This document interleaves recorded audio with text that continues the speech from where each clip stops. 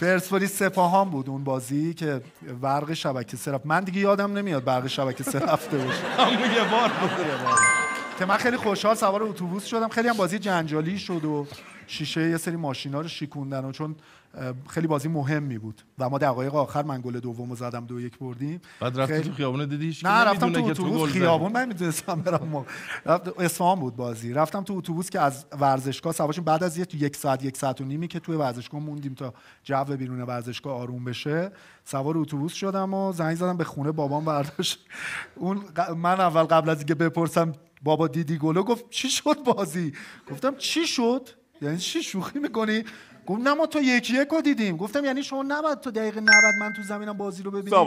این چه حرفیه میزنی؟ برق رفت. گفتم برق خونه؟ گفت نه اصلا برق شبکه. گفتم برق شبکه 3 رفت. آره گوشی از دستم افتاد. باور نمی‌کردم 2-3 نفر دیگه رو گرفتم گفتن آره